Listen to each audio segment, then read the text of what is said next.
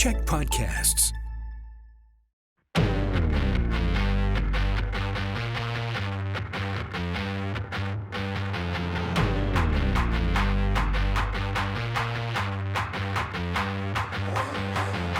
Welcome to another episode of Run For It. Hey, Mariah is like quick twitch, but she's out running fast somewhere else right now, and she's working on a big 10K event and cleaning up after that, so she's missing in action. But we're going to have a lot of time. It's enough that the two of us are here, which is good. Is that okay with you? Rob and Sasha.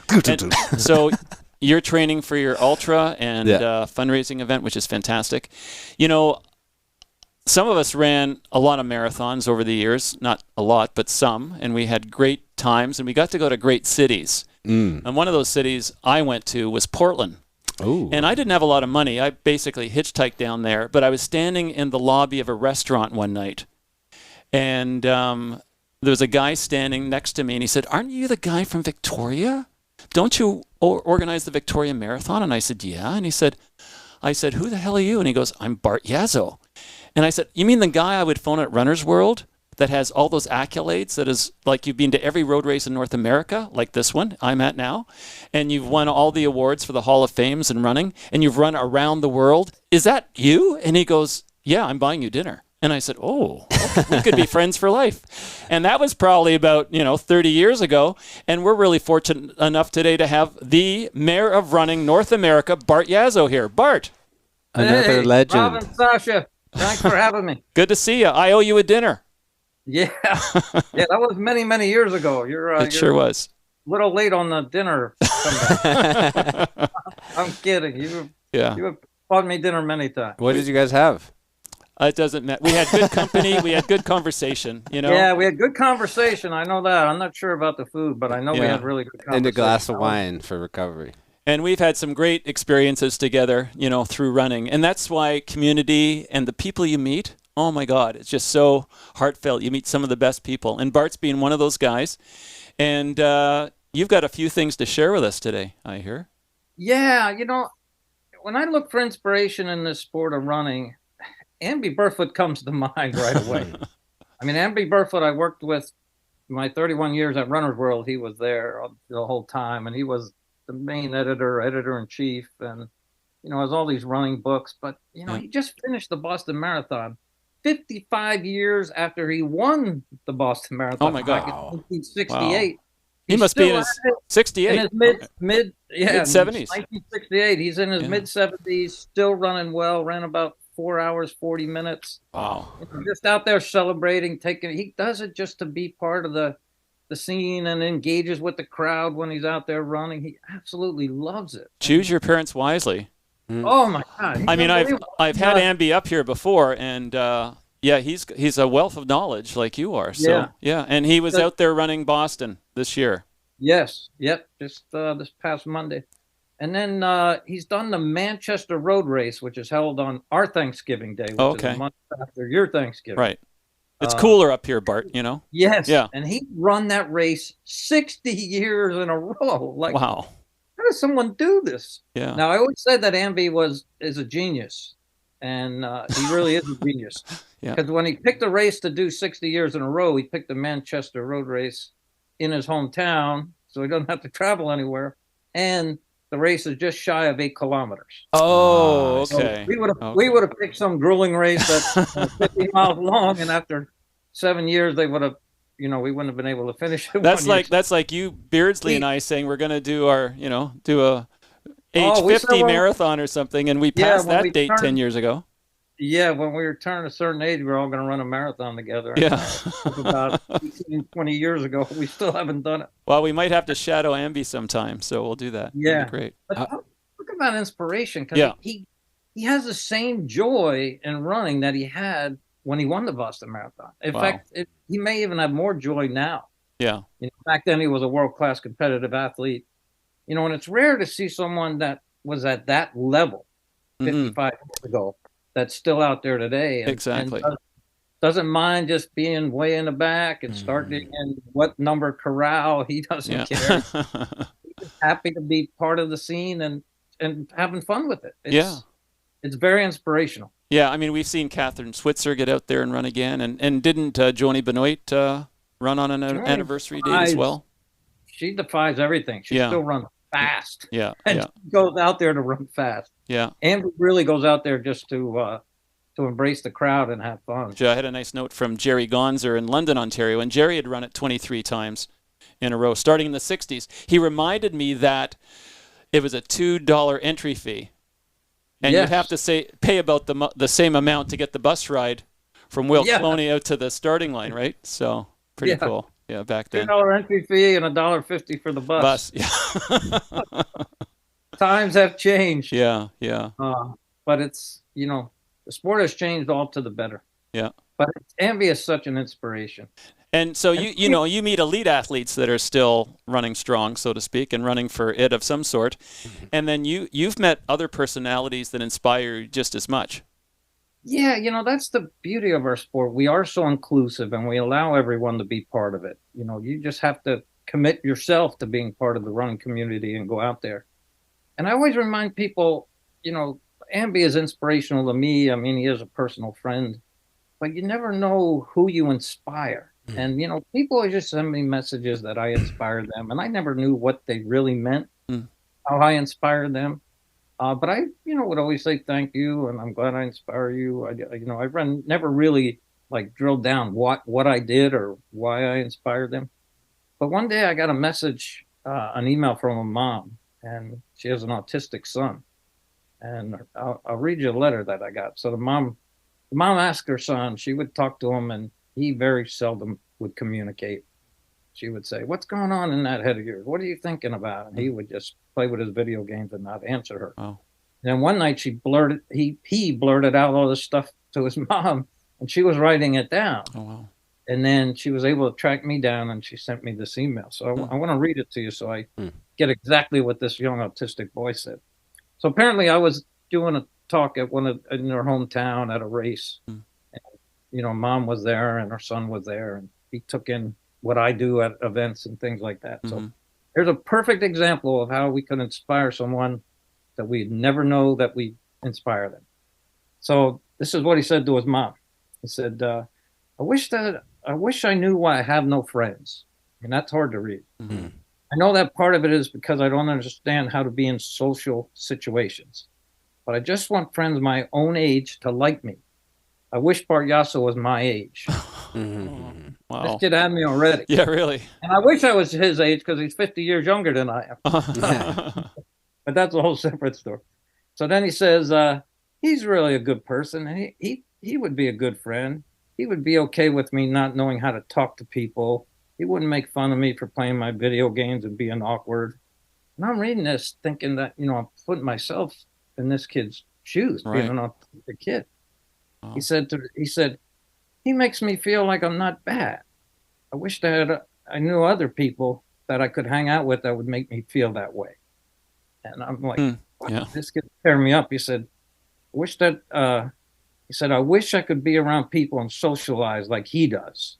I wish I could be Bart Yasso. And he said, I wish I could be Bart Yasso, even if it was just for a day. Wow. I'm reading this getting really torn up. And then the kid had the best closing line ever. Oh, yeah. Oh, no. That kind of brought me out of I was so emotional. Yeah. I said, I want to be Bart Yasso, but I don't want to do all that running crap. Now, his mom is a runner, and he is a runner. But he was kind of making fun of me doing battle and all the crazy races I did. But how could I have ever known that I inspired this kid? Wow. He really wants to be me. Yeah.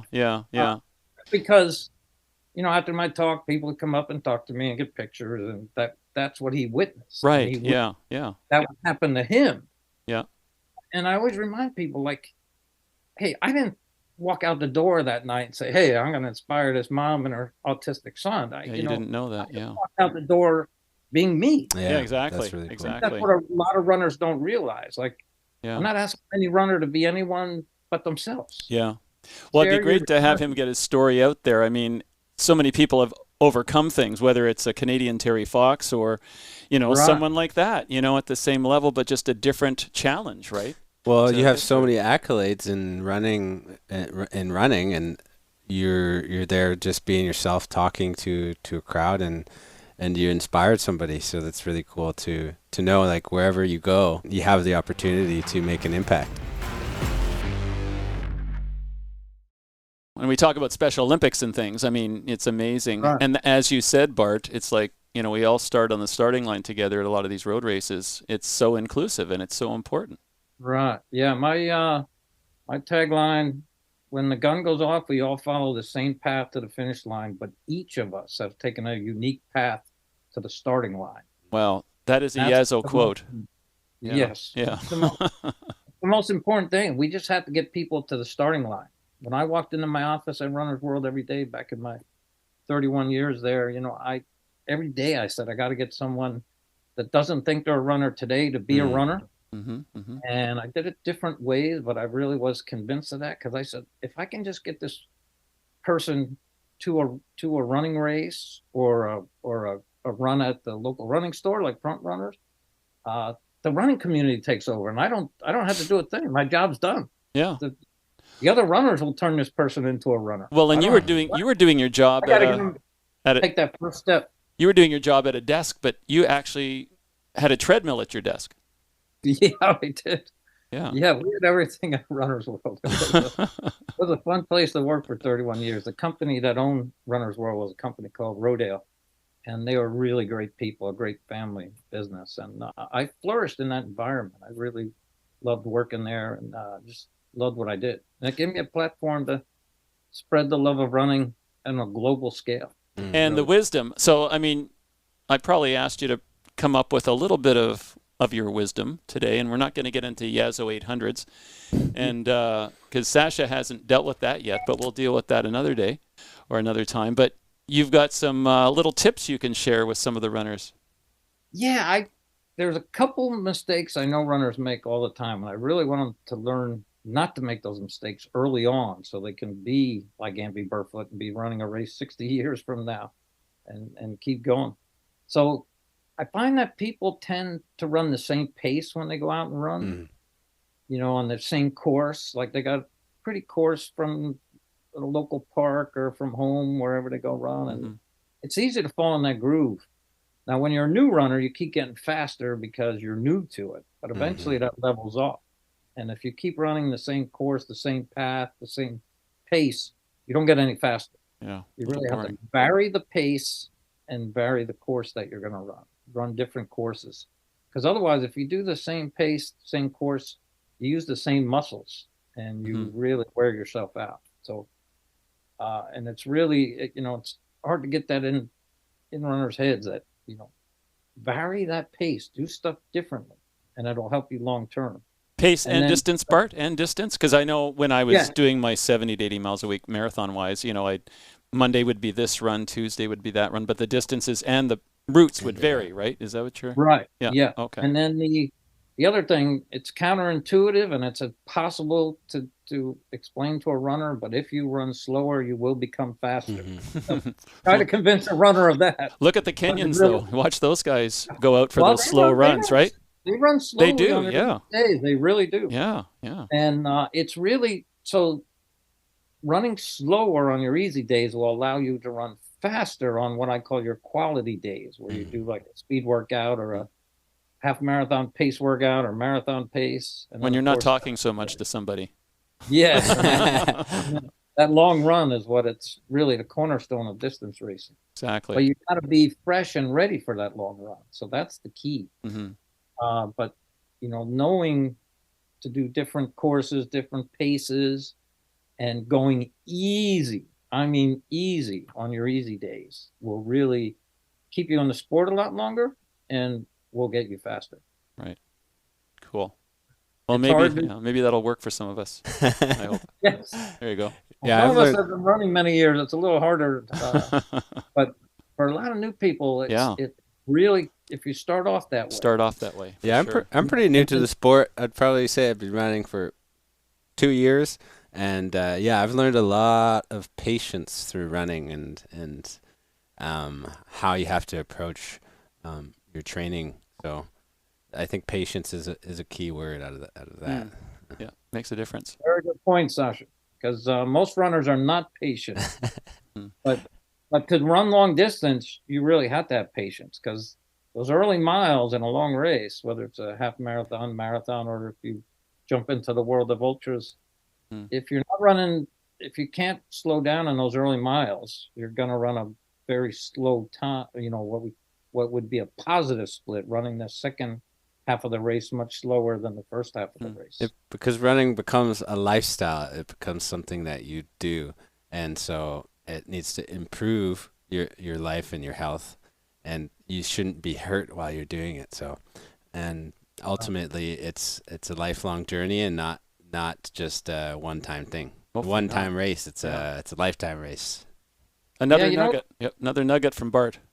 One of the things that Kenyans always say to me, they say, "Why don't you people in North America smile all the time?" Because they smile all the time. And I said, "I don't know. I think it's just normal for us not to smile." Because the Kenyans smile all the time. They just love what they're doing, and they feel that if they smile, and it helps them and puts them in the right frame of mind, and it's meant to be enjoyable. Every running picture I have of me, there's no smile. I look like I got beat up a block before they took the picture. And it takes more. And, they've got this strained look on my face, and it's not the way to be. Maybe that's the picture of you running away from the rhino in Africa when you did that. There you go. Yeah. It takes more muscles to frown than to smile. That's true. The other thing I always hear from people is, I always tell people, listen to your body. It sends you a signal like, okay, things aren't perfect today. Maybe just go real easy, even though you planned a different workout. And, if you take it easy, then you don't get injured. Because when I get, people think when they reach out to me with their injury, they think I can cure them and, I'll get them back running the way they're used to in minutes. And that's not the way it works. And a lot of people, I try to get them to do cross training, to not run a certain 1 or 2 days out of the week and do other exercise to keep their fitness level up, but also to give their body a break. And a lot of runners say, "No, I'm never going to do that cross training." And then they get injured and they're all over me. "Hey, what kind of cross training should I do? And I said, well, maybe if you did that, you wouldn't be calling me now with an injury. So, just listening to your body and doing other things to help you stay flexible, stay strong, really beneficial to, thinking like I look at my running. I want to be a runner for life. So I don't want this running stuff to end tomorrow. I have to think of what I got to do to be doing this another 10, 20 years from now, hopefully even 30 years from now, if I live that long. Yeah, we got to get together for that run, so. Yeah. I think it's going to be another 30 years from now. We'll be out there somehow, some way. Your first book, My Life on a Run, what was that about? My first book, My Life on a Run, was written as a memoir. And I had a woman by the name of Kathleen Parrish helped me with the writing. So I was still working at Runner's World and doing my other job. So it was really nice because Kathleen was really cool and a great writer. And then right when I retired from Runner's World, which was a little over 5 years ago, came out a book called Race Everything, because people at Runner's World asked me to do that book before I was leaving, because they said, literally, you've done every race. Like, you literally raced every distance, every race. We want you to, cover different distances and types of races. And so Race Everything came out in 2018. I work with Aaron Stout, who's also a great writer. How many events in a year would you go to, Bart? How many events in 1 year would you go to at the peak there? Back in my Runner's World days, it was a steady... I remember about 40 events that I would go to that I flew somewhere to go to the event. And then, because I had all these, documentation of all these events I was at. And then there were events during the week, like at running stores and stuff like that, that I would go to. So probably, like 40 running races and probably about another 15 to 20 events that would be either a book signing or I'd speak at a store or a running club, that kind of setting. So yeah, I was out there. You were sort of the Obi-Wan Kenobi of the sport, giving people tips and things. I always said to my colleagues at Runners World, I said, the stories don't walk in our front door. You Right. got to go out and find the stories. Right.